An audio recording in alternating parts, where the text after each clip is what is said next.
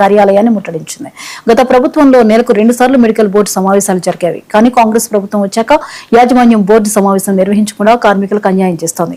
Medical board చేసే కారుణ్య నియామకాలపై deputy CM Bhatti Vikramarka వింత ప్రచారాలు చేస్తున్నారని టీబీజీకేఎస్ నాయకులు ఆరోపించారు. విజిలెన్స్ ఎంక్వైరీ పేరుతో కారుణ్య నియామకాల కార్మికులను వేధిస్తున్నారని మండిపడ్డారు.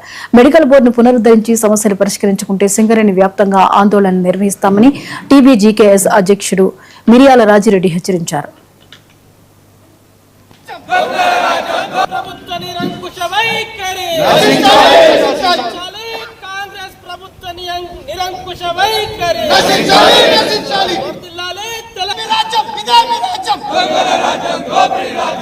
కాంగ్రెస్ ప్రభుత్వం ఎన్నికల సందర్భంలో హామీ అయిపోయింది.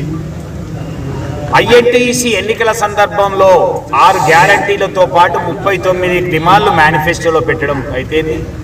దీనికి తోడుగా ఏఐటీసీ నేనేం తక్కువ కాదని 47 డిమాండ్లతోటి వాళ్ళు మేనిఫెస్టో పెట్టడం అయితే మొన్న భూపాల్పల్లికి వచ్చినటువంటి రేవంత్ రెడ్డి గారు ఈ యొక్క మెడికల్ బోర్డు పైన తప్పుడు ప్రచారం చేస్తున్నటువంటి వాళ్ళని మోకాళ్ళ మీద నిల్చుండబెట్టమని చెప్పినటువంటి వాళ్ళు ఇప్పుడు సంవత్సర కాలంగా మెడికల్ బోర్డు పెట్టకపోతే ఎవరిని మోకాళ్ళ మీద నిల్చుండబెట్టాలి అనేటువంటిది కార్మిక వర్గం నిర్ణయం తీసుకుంటుంది.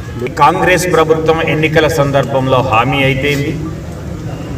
ఐఎన్టీసీ ఎన్నికల సందర్భంలో 6 గ్యారంటీలతో సింగరేణి సంస్థలో తెలంగాణ బిడ్డలకే ఉద్యోగాలు ఇవ్వాలని ఇవాళ వాళ్ళకి ఇస్తామని చెప్పి గద్దెనెక్కినటువంటి కాంగ్రెస్ ప్రభుత్వం ఉన్న ఉద్యోగాలను ఊడగొట్టినటువంటి ఒక దుర్మార్గమైన చర్యకు దిగుతా ఉన్నది.